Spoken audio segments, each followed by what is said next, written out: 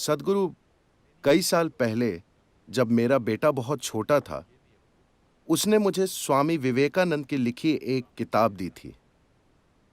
उन्होंने बताया कि How प्राचीन काल के गुरु किस तरह हजारों मील दूर से एक दूसरे से बात कर पाते थे, सिर्फ विचारों के जरिए। मूल रूप से ये मॉडर्न इंटरनेट की तरह है कि किस तरह एक कंप्यूटर किसी दूसरे कंप्यूटर से संपर्क करता है, अमेरिका में या यूरोप में या कहीं भी।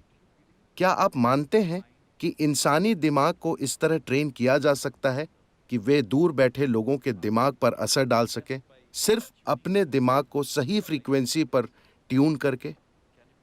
क्या ऐसा हो सकता है? क्या हम ये कला सीख सकते हैं? आप सेलफोन कंपनियों को हराने की कोशिश कर रहे हैं। यह सिर्फ दिमाग की बात नहीं है। दिमाग या अंग्रेजी शब्द माइंड का मतलब आमतौर पर सिर्फ विचार प्रक्रिया से होता है। विचार प्रक्रिया आपके दिमाग का सबसे ऊपरी हिस्सा है। मेरे ख्याल से यूरोपीय विचारों के कारण हमने विचार को कुछ ज्यादा ही महत्व दे दिया है। योगिक विज्ञान में हम इसे कोई महत्व नहीं देते कि आप अभी क्या सोच रहे हैं और महसूस कर रहे हैं, क्योंकि आप आखिर क्या सोच सकते हैं? आपने जो जानकारी इकट्ठा की है, आप बस उसे रिसाइकल कर रहे हैं। इसका कोई खास नतीजा नहीं आएगा। जो भी आपके दिमाग की सतह पर है वो घूमता रहता है, उसका कोई फायदा नहीं है। अभी आप जो सोच रहे हैं वो दिमाग की सतह है। दिमाग के और गहरे आयाम भी हैं। संस्कृत भाषा में दिमाग की अलग अलग अवस्थाओं का वर्णन करने के लिए कई सारे शब्द हैं, लेकिन दिमाग का एक पहलू है।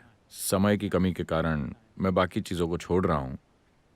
दिमाग का एक पहलू है जिसे हम चित्त कहते हैं। चित्त दिमाग की सबसे अंदरूनी परत है, जो उस चीज के साथ आपको जोड़ता है जिसे हम चेतना या कॉन्शियसनेस कहते हैं।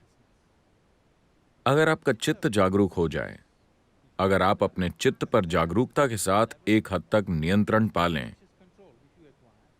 तो आप अपनी चेतना तक पहुंच सकते हैं।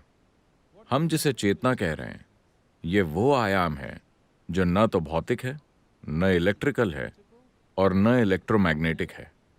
ये भौतिक से अभौतिक आयाम का एक बहुत बड़ा परिवर्तन है। एक अभौतिक आयाम ही अस्तित्व का आधार है। अभौतिक की गोद में ही भौतिक घटित होता है। भौतिक एक छोटी सी घटना है। इस ब्रह्मांड में 2% से कम या 1% से भी कम भौतिक है, बाकी अभौतिक है। इस अभौतिक आयाम के नाम के रूप में यौगिक शब्दावली में एक खास ध्वनि का प्रयोग किया जाता है जो उस आयाम से जुड़ी हुई है। आजकल ये सब काफी विकृत हो गया है। we call this Shiva. हम इसे कहते हैं शिव, जिसका अर्थ है वो जो नहीं है। शिव यानी ऊपर बैठे किसी व्यक्ति की बात नहीं कर रहे हैं। हम एक ऐसे आयाम की बात कर रहे हैं जो नहीं है, मगर इसी आयाम की गोद में वो सब कुछ घटित होता है जो है। तो अगर आपका चित्त थोड़ा भी सचेतन हो गया, तो न सिर्फ किसी विचार को कहीं और पहुंचाने की आपकी क्षमता, बल्कि और कुछ भी भेजना भी संभव है। भौतिक स्तर पर कुछ भेजना भी संभव है। तो क्या ऐसा हो सकता है? निश्चित तौर पर। क्या हम अभी इन सभी लोगों को ये सिखा सकते हैं? सैद्धांतिक रूप से हाँ, मगर क्या ये उसके लिए जरूरी तैयारी करेंगे? ये एक क्वेश्चन मार्क है। एक बड़ी समस्या ये है कि हमारे एजुकेशन सिस्टम्स ऐसे हैं कि हमने अपने विचारों को इतना महत्वपूर्ण बना दिया है कि पहले तो उन्हें नीचे लाने में समय लगेगा। उन्हें ये समझाने में बहुत समय लगेगा कि उनके विचार मूर्खतापूर्ण हैं, क्योंकि हर कोई खुद को स्मार्ट समझता है, मगर ज्यादातर लोगों का सिर्फ फोन ही स्मार्ट होता है। क्योंकि आपकी विचार प्रक्रिया सिर्फ उन सीमित जानकारियों का नतीजा है जिन्हें आपने इकट्ठा किया है। अगर मैंने दुनिया की सारी लाइब्रेरियां पढ़ डाली हैं, तो भी ये बहुत सीमित है पूरी सृष्टि के मुकाबले। इतने वैज्ञानिक विकास के बाद भी हम नहीं जानते कि एक पत्ता वास्तव में कैसे काम करता है। हम एक अणु को भी पूरी तरह नहीं जानते, इतनी सारी वैज्ञानिक खोजों के बावजूद। तो इतना एहसास काफी होना चाहिए हमें विनम्र बनाने के लिए कि हम चीजों का इस्तेमाल करना तो जानते हैं, मगर ये नहीं जानते कि ये है क्या। पूरा जीवन लग जाएगा उसकी मूलभूत चीजों को समझने में। अगर लोग सबसे पहले इन चीजों को समझ लें, जैसे उनके दिल की सनक, आपने तो उसे मूर्खतापूर्ण कह दिया। Okay. If they all अगर वो ये भी समझ लें कि उनकी विचार प्रक्रिया और भावनाओं की स्मार्टनेस भी काफी मूर्खतापूर्ण है, तो ये आसान हो जाता है। फिर लोगों को ट्रेन करना आसान हो जाएगा। ऐसा नहीं है कि अब मैं इस विचार को पैदा करके आपको देना चाहता हूं, ऐसे नहीं। आपके सोचने से पहले चीजें घटित होंगी।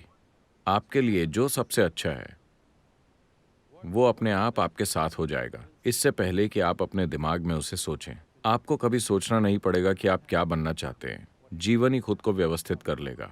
हड्डियों के इस डिब्बे से परे की एक बुद्धि आपके लिए काम करना शुरू कर देगी। आपने सुना होगा कि रामानुजम और बाकी लोगों ने बस देवी के साथ एक खिड़की खोली और वो इतने बड़े मैथमेटिशियन बन गए कि आज भी वो लोग 100 सालों बाद भी लोग उनकी बातों को समझने की कोशिश कर रहे हैं। उन्होंने जो मैथमेटिकल कैलकुलेशंस दी थीं, वो ब्रह्मांड में ब्लैक होल्स के वर्णन का आधार है। जब वो जीवित थे, ब्लैक होल नाम का कोई शब्द नहीं था, कोई उसके बारे में जानता तक नहीं था। ब्लैक होल से हमारा मतलब समय और गुरुत्वाकर्षण के कर्व से होता है, जिससे आधुनिक विज्ञान जूझ रहा है। उन्होंने उसके लिए मैथमेटिकल बैकग्राउंड दिया। जैसे जैसे वो कर्व बढ़ता है, भौतिक अस्तित्व अनस्तित्व बन जाता है। तो योग का अर्थ भी यही है। आप इस कर्व को इस तरह घटाते हैं कि जो बड़े पैमाने पर भौतिक होता है वो अभौतिक बन जाता है। अभौतिक होने के बाद समय और स्थान कोई महत्व नहीं रखते। जब समय और स्थान की समस्या न हो तो कम्युनिकेशन सहज ही हो जाता है।